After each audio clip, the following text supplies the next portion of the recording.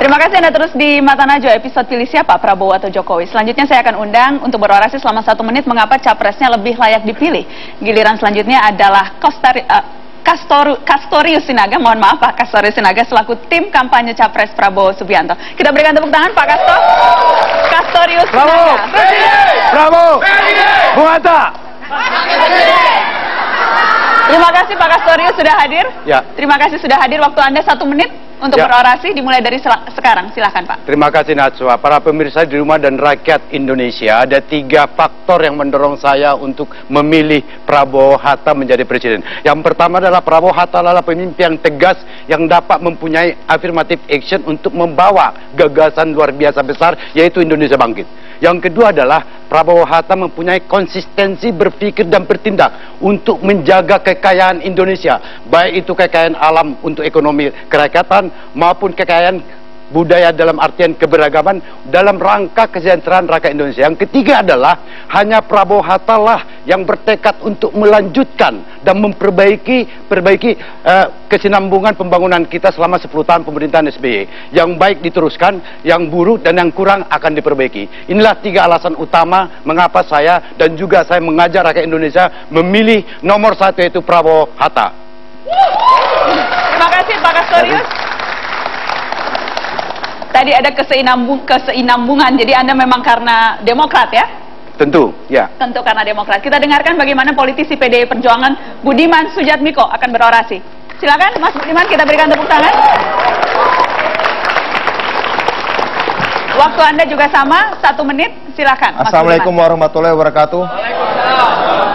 Bangsa kita sudah banyak menderita luka setiap kali pergantian pemerintahan. Bangsa kita sudah menderita luka sedemikian lama, demokratisasi yang tidak kunjung memenuhi janjinya.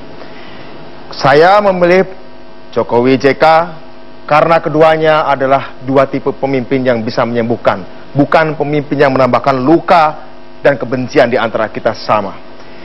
Bapak Jokowi menyembuhkan luka, rasa putus asa rakyat melihat birokrat politisi yang tidak terjangkau, yang elitis, yang feodal, yang hanya bisa memerintah.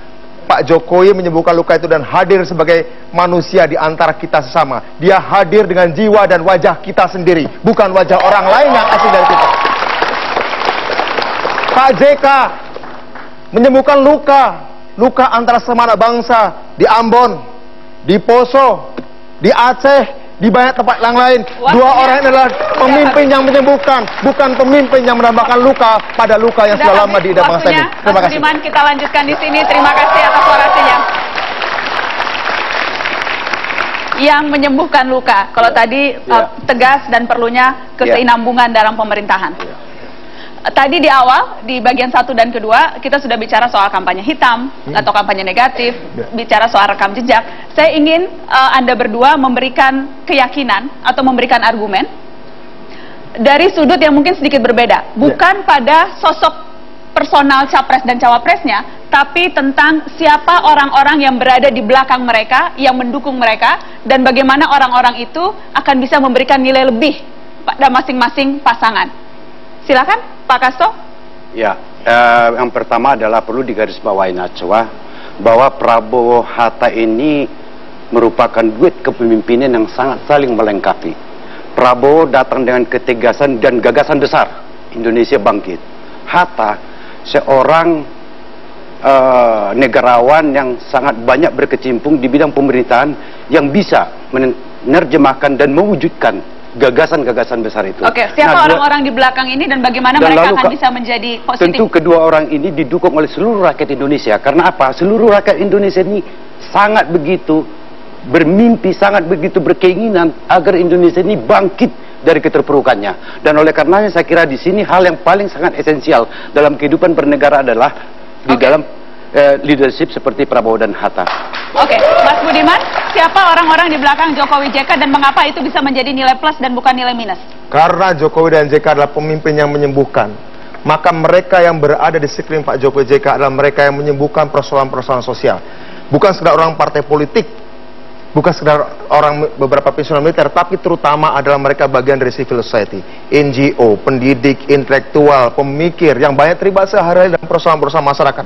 Entah itu advokasi sosial ekonomi, advokasi sosial budaya, advokasi masalah masalah toleransi, advokasi masalah konflik sosial. Banyak di antara mereka berada menjadi bagian dari barisan Pak Jokowi JK. Karena apa? Pemerintahan Pak Jokowi JK yang akan lahir dan menang, dan insya Allah menang tanggal 9 Juli besok adalah pemerintahan yang mendengar, pemerintahan yang mengajak semua orang, pemerintahan yang partisipatif.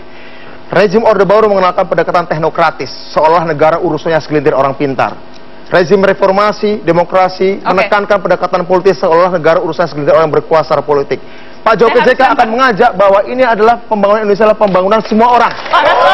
Pembangunan semua orang, apapun latar belakang agamanya, sosial ekonominya, saya kira itu pemimpin yang merangkul. Bagaimana kemudian model kepemimpinan tadi sudah dijelaskan, tapi bagaimana sistem pemerintahan ke depan akan bisa efektif dengan orang-orang di belakang Prabowo Subianto dan Hatta Rajasa? Oh, sangat jelas.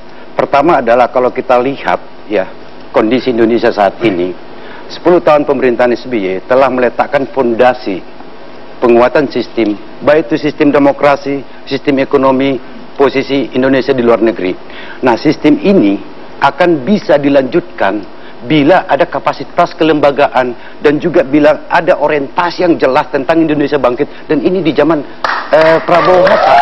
Nah, oleh karenanya kita melihat setelah jadi hanya akan melanjutkan apa yang sudah digariskan oleh Presiden. Tidak hanya melanjutkan, mimpi besar, gagasan besar Indonesia bangkit itu adalah Indonesia yang mandiri secara ekonomi, dan lalu Indonesia yang bermartabat di dunia internasional, dan juga Indonesia yang adil.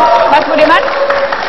Kami akan melanjutkan apa yang harus dilanjutkan, tapi kami akan mengoreksi apa yang harus dikoreksi. Ya, kami tidak akan melanjutkan tren menaiknya kesenjangan sosial dari koefisien Gini 0,38 pada masa berakhir masa pemerintahan Megawati sekarang menjadi 0,41. Artinya tingkat kesenjangan sosial kita bertambah. Di mana sekarang 56% aset nasional kita dikuasai oleh 0,2% penduduk saja. Artinya 56% aset nasional dikuasai oleh 400.000 orang saja. Itu nggak akan kita lanjutkan. Tapi yang mau kita lanjutkan apa? Yang mau kita lanjutkan adalah performa ekonomi yang baik, ya, pertumbuhan ekonomi yang baik. Tapi kita ingin pertumbuhan dengan pemerataan, pertumbuhan dengan merangkul dan tidak menciptakan konflik. Kita ingin menciptakan peace and social justice mainstreaming, pengarus utamaan perdamaian dan keadilan sosial dalam setiap pembangunan kita dengan cara merangkul semua orang. Baik, kita akan lanjutkan setelah pariwara. Tetap di Mata Najwa, pilih siapa, Prabowo atau Jokowi? Kembali sesaat lagi.